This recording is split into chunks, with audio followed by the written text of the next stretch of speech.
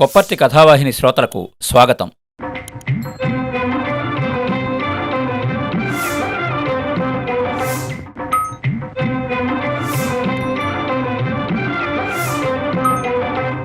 కథాభిమానులకు నమస్కారం. ఈ వారం మనం వినబోయే కథ స్త్రీలకు ప్రయాణం. రచయిత్రి మల్లీశ్వరి. స్త్రీలకు ప్రయాణం కథ. నాకు అతనంటే ఎంత ఇష్టమో, ఎంచగ్గా నవ్వుతాడో. వెన్నెల పింజలు పింజలుగా రాలుతున్నట్లుగా ఉంటుంది. ఎంత ప్రేమగా చూస్తాడో. కాంతివానలో నిండారా తడుస్తున్నట్లుగా ఉంటుంది. ఎలా స్పర్శిస్తాడా. మత్తెక్కించే అడవిపూల పరిమళం బరువుగా చుట్టుకున్నట్లుగా ఉంటుంది. సుమ తదేకంగా మనోహర్ వంకే చూస్తోంది. నిద్రలో అమాయకంగా పసిపిల్లాడిలా కనిపిస్తోన్న అతన్ని మరీ మరీ చూడాలని అనిపిస్తోంది. చూస్తున్న కొద్దీ ఆనందంతో, ప్రేమతో, అల్లరితనంతో నవ్వు ఉబికి ఉబికి వస్తోంది. మనోహర్కి చెరోవైపు పడుకున్న బాబు, పాప అతని మీద కాళ్ళు చేతులు ఇష్టం వచ్చినట్లు పడేసి నిద్రపోతున్నారు. భూభారాన్ని ఎంతో సహనంతో భరించే భూమాతలాగా నిద్రలోనూ పెదాల వంపులో చిందులేస్తున్న నవ్వుతో ఆనందంగా పడుకున్నాడు మనోహర్. అనురాగంతో అతని నుదిటిన చుంబించింది. మెళకువ వచ్చింది మనోహర్కి. కళ్ళు విప్పాడు. ఎదురుగా సుమ. అతని కళ్ళు నవ్వాయి, పెదాలు విడిపడ్డాయి. ఇంకాసేపు పడుకోరాదు అన్నాడు. 5:30 అయింది.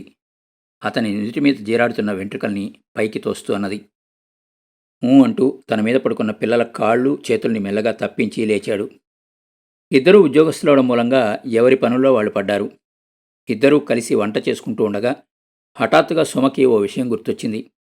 నిన్న సాయంత్రం ఆఫీస్ నుంచి బస్టాప్కి నడిచి వస్తుండగా తన కొలీగ్ అడిగిన ప్రశ్న. మీ వారిని చాలాసార్లు చూశాను, మాట్లాడాను.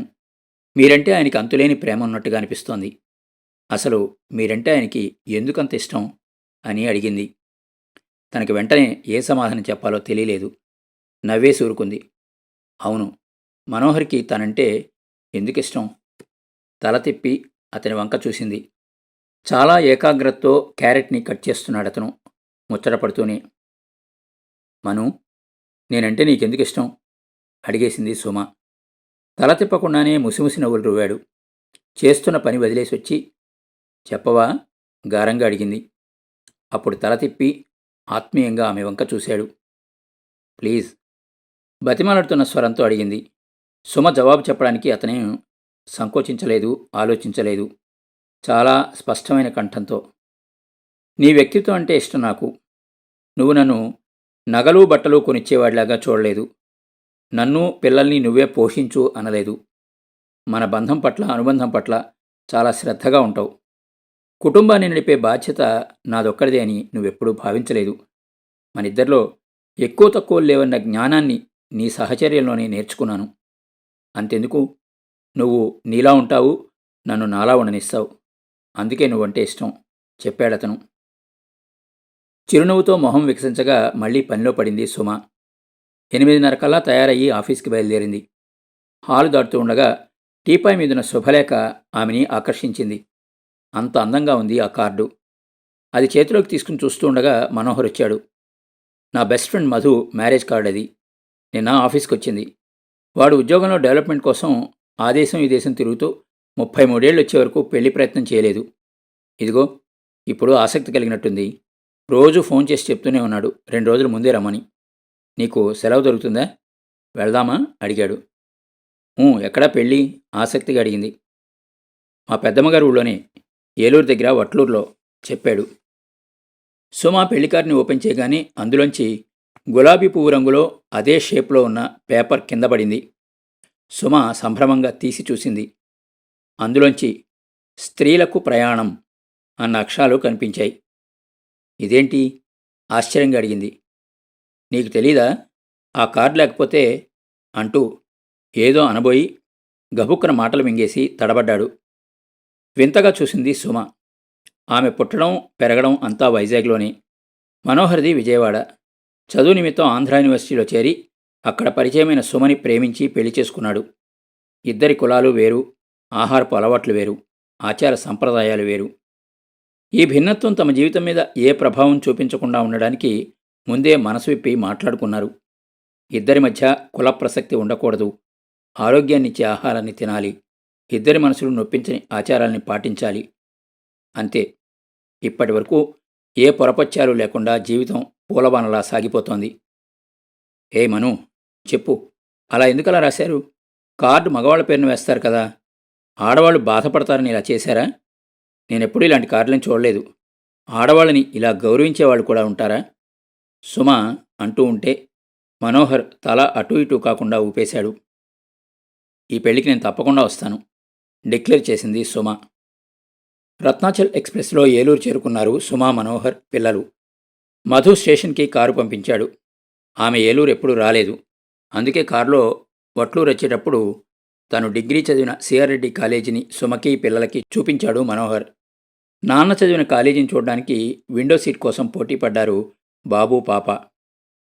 ఊరి చివర రైస్ మిల్ దగ్గర మనోహర్ పెద్దమ్మగారిల్లు. ఆవిడ ఇద్దరు కొడుకులు అమెరికాలో సెటిల్ అయ్యారు. ఆమె భర్త ఇద్దరే ఉంటారు.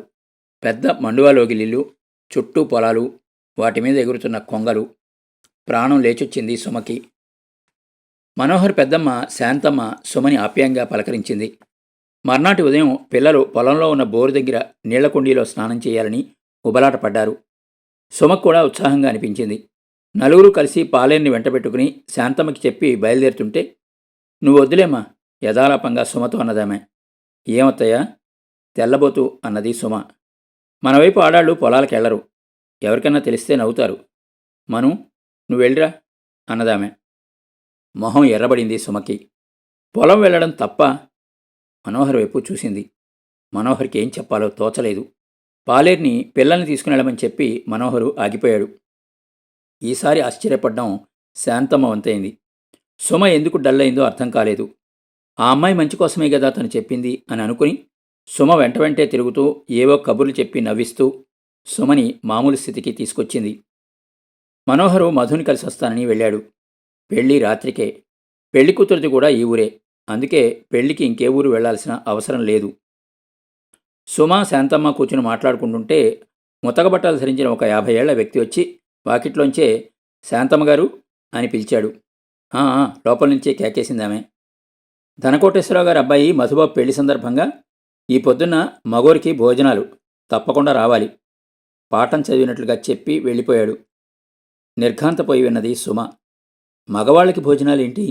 అర్థం కానట్టు అడిగింది. పెళ్ళి రాత్రి కదా. ఈ పూట ఊళ్ళో ముఖ్యమైన ఇళ్లలో మగవాళ్ళకి భోజనాలు పెడతారు.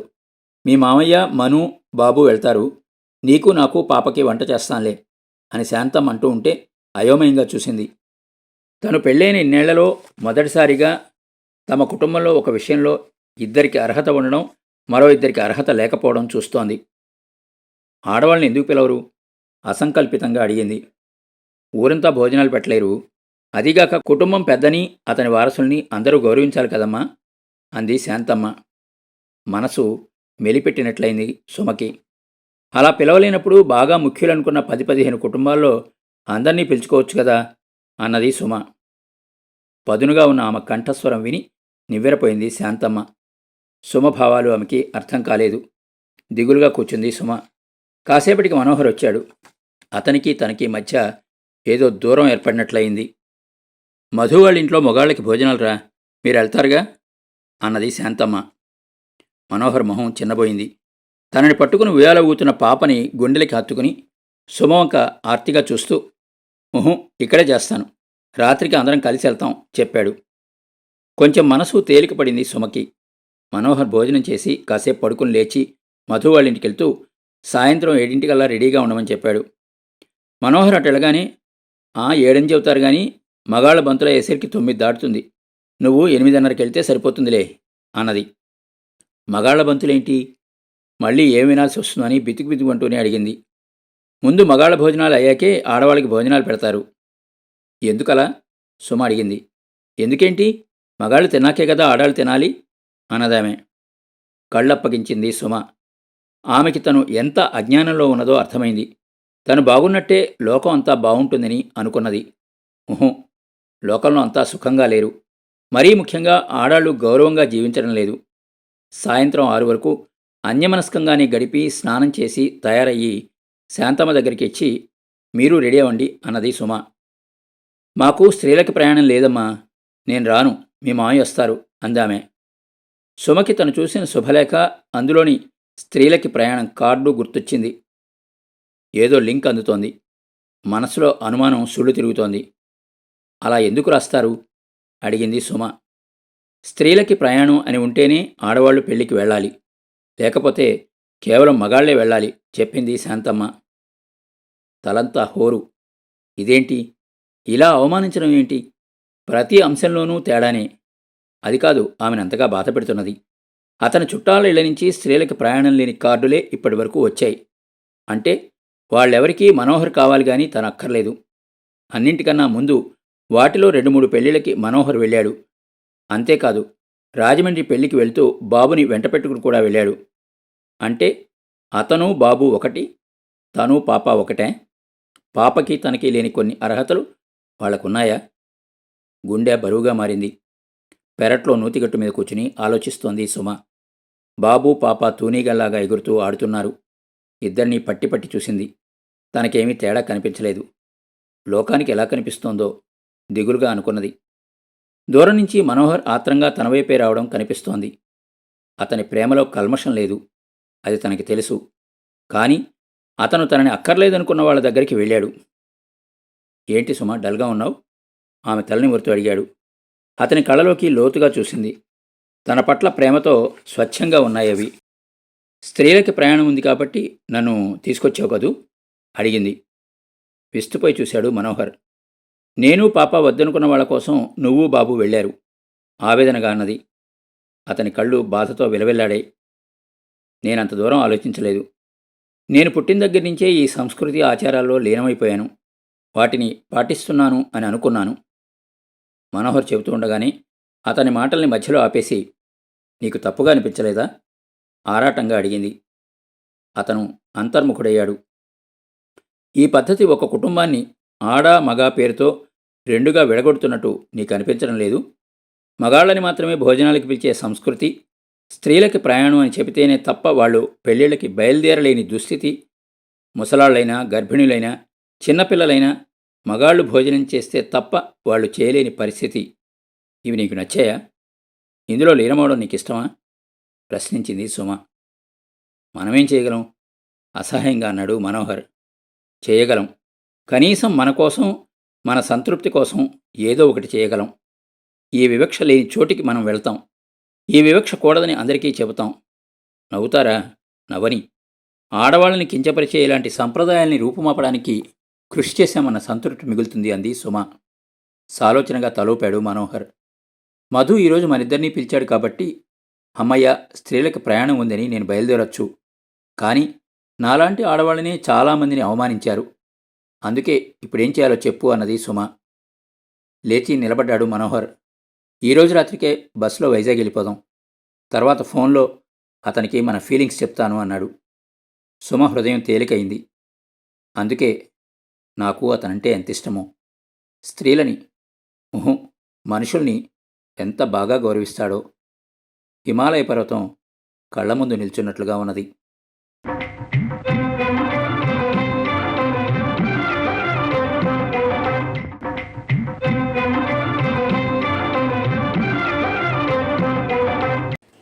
విన్నారు కదండి, స్త్రీలకు ప్రయాణం కథ.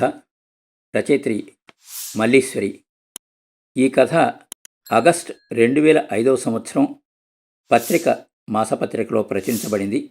సుమారు 18 సంవత్సరాలు క్రితం కథ.